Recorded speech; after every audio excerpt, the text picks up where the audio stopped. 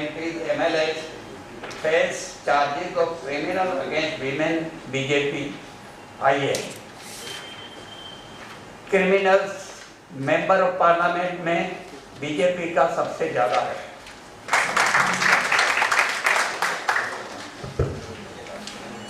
Respected भगवान जी भाई रायनी, राजू भाई ठक्कर, ओम प्रकाश जी मुंगा, परवीन भाई पटेल, आशीष भाई मेहता, राजेंद्र भाई Chaudhary and my friend Bhupendra Shah and friends. मेरा मेन टॉपिक है will, nomination, daughters right in father's property, probate, succession certificate, और सर ने मेरे को 1.5 घंटे का टाइम दिया है, तो I will try to cover everything. उसके बाद 20 मिनट क्वेश्चन आंसर भी रखा है। दोस्तों विल होता क्या है, सबसे इंपॉर्टेंट पॉइंट है। मेरे मरने के बाद मेरे पास जो भी प्रॉपर्टी है, जो मैंने कमाई है हार्ड वर्क के, या मेरे फादर से मेरे को इनहेरिटेड हुई है, और वो नाना नाना दादा दादी किसी से भी आया है, मेरे मरने के बाद मैं उसको कैसा डिस्ट्रीब्यूट करूं, मैं तो नहीं रहूंगा उस दिन देखने के लिए, लेकिन मेरी इच्छा है कि ये प्रॉपर्टी कैसे कैसे डिस्ट्रीब्यूट होती जाए, और उसके लिए जो मैं डॉक्यूमेंट बनाता हूँ उसको कहते हैं विल।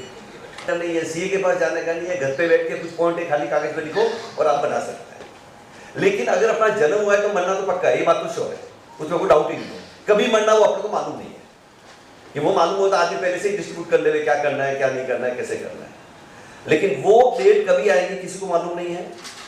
और अचानक समझो इमेजिन करो मेरी डेथ हो गई और मैंने विल नहीं बनाया, तो क्या होगा? जो हिंदू है, हिंदू जब मैं कहूंगा तो हिंदू में जैन भी आ जाएंगे, सिख भी आ जाएंगे, बौद्ध भी आ जाएंगे, उनको हिंदू सक्सेशन एक्ट 1956 लगेगा। एक एक्ट है, तो मेरी शादी नहीं हुई तो बेटा बेटी तो होएगा नहीं। मेरी मदर है 100% उसको चला जाएगा, क्योंकि शादी नहीं हुई तो वाइफ भी नहीं है, बच्चे भी नहीं है, कोई नहीं है, तो 100% मेरी माँ को, और कोई लड़की मेरी लाइफ में भी नहीं है तो मेरी माँ को चला जाएगा पूरा भाग। अजून पूरा मेरी माँ की भी डेथ हो गई तो मैं अकेला रह गया। तो पहले मैं जो बोल रहा था उसको कहते हैं क्लास 1। क्लास 1 कैंडिडेट पे वाइफ, मदर, बेटा, बेटी, इसको भाग काउंटर।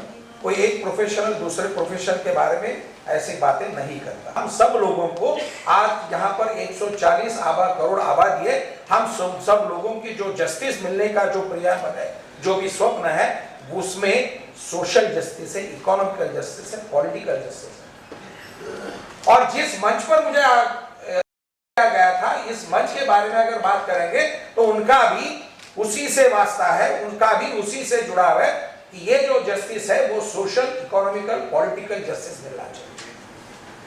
अभी आज की जो जुडिशियल सिस्टम है, देर आर सब शॉर्टकमिंग्स होगा। आप सभी को जानकारी के लिए बताना चाहूंगा, तो honourable supreme court of India के जो चीफ जस्टिस साहब है, इनके कोर्ट हॉल में आप जाइए, ऑनलाइन जाइए, यहां पर बैठ के वहां पर क्या चल रहा है ये आपको देख सकते हैं। नंबर 2, वहां पर ऑनरेबल चीफ जस्टिस क्या बात कर रहा है, अदर ऑनरेबल जजेस क्या पूछ रहे हैं, जो वकील जो युक्तिवाद कर रहे हैं, जो बहस चल रही है, वो जो भी बता रहे हैं, जो भी उपचार कर रहे हैं, वो सब आपको स्क्रीन में दिखाई देगा। इसे कहते हैं स्पीच रिकॉग्निशन सॉफ्टवेयर।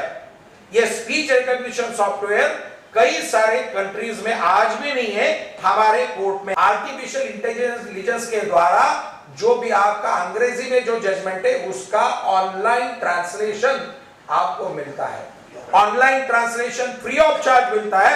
आज बॉम्बे हाईकोर्ट का भी जजमेंट आपको मराठी में, हिंदी में, गुजराती में, सिंधी में, जो भी 24 लैंग्वेजेस जो कॉन्स्टिट्यूशन में रिकॉग्नाइज है, इन सब में आपको विदाउट चार्जेस ट्रांसलेशन मिलता है। कई सारी बातें हैं। इस साल मुझे एक मौका मिला था मलेशिया में जाने का, as a delegate of Indian bar. I was representing the Indian bar, और वहां पर आर्टिफिशियल इंटेलिजेंस का इस्तेमाल जजमेंट देने के लिए कैसा इस्तेमाल कर सकते हैं, इसका एक डेमो दिखाया। पूरा जो भी रिकॉर्डिंग ऑफ एविडेंस हो चुका है, वो recording of evidence artificial intelligence के द्वारा उसका एक ड्राफ्ट जजमेंट निकल, ड्राफ्ट जजमेंट आपको कंप्यूटर देता है, आर्टिफिशियल इंटेलिजेंस वाला, या आप एक्सेप्ट करते हैं या बहस के बाद अपना खुद का दिमाग लगाते हैं, क्योंकि जज जो है वो वहां पर अपनी इंडियन सिस्टम का जो भी रिप्रेजेंटेटिव जुडिशियरी सिस्टम का, वो सिर्फ दिमाग नहीं लगाता, उसके साथ जो भी है वो हार्ट का भी इस्तेमाल करता है। उन्होंने कहा लगभग 75% हम डिसएग्री करते हैं और खुद का जो भी दिमाग है वो लगा के वो जो जजमेंट है, जो ड्राफ्ट जजमेंट आया आर्टिफिशियल इंटेलिजेंस के द्वारा बनाया गया, वो सब हम खारिज कर दिए। का जो एक सहयोग है वो आ गया। आपको प्रॉपर्टी मिलने का अगर अधिकार बता रहा है तो करस्पॉन्डिंग ड्यूटी है। क्या ड्यूटी है? आप वो जो गुजरने गए हैं उनके लिए जो हिंदू सक्सेशन एक्ट में लिखा है वो करना चाहिए। ये मैं नहीं कहता, ये कानून कहता है। बात आ गई हिंदू हिंदू हिंदू कहना ऐसा है कि या अदर रिलीजन्स वाले जो भी है ये भी हिंदू जीवन प्रणाली का जो भी अभ्यास है वो सब करते हैं। ये मेरा कहना नहीं है, मैं based on the supreme court judgment I am saying. वो सुप्रीम कोर्ट जजमेंट अपने यहाँ का ही है। हिंदू रिलीजन नहीं कहते, Hindu is a way of life कहते हैं। ये अपने कोर्ट ने लिखा है। कहां का जजमेंट था? ऑनरेबल सुप्रीम कोर्ट का, जो बंबई से तैयार हो गया था। ऑनरेबल सुप्रीम कोर्ट के पास मैटर आया था। क्या मैटर था? कि विले पार्ले में एक इलेक्शन डिस्प्यूट, एक इलेक्शन के प्रचार में एक व्यक्ति ने कहा था कि हिंदू है तो वोट कीजिए, और एलिगेशन हो गया कि ये सब करप्ट प्रैक्टिस है क्योंकि इन्होंने हिंदू धर्म का इस्तेमाल किया वोट्स मांगने के लिए। मामला गया ऑनरेबल सुप्रीम कोर्ट तक। Justice JS. वर्मा नाम के जज साहब थे जो बाद में चलकर चीफ जस्टिस ऑफ इंडिया बन चुके थे। जस्टिस वर्मा साहब का जजमेंट आ गया है। उन्होंने कहा है Hindu is a way of life. ये पूरी ये लाइफस्टाइल जो है ये हिंदुओं की है। तो इसकी वजह से आपको दिखाई देगा कि आपके अगल बगल में जो भी अलग अलग जाति के, अलग अलग धर्म के जो लोग हैं वो सब एक ही लाइफस्टाइल इस्तेमाल करते हैं।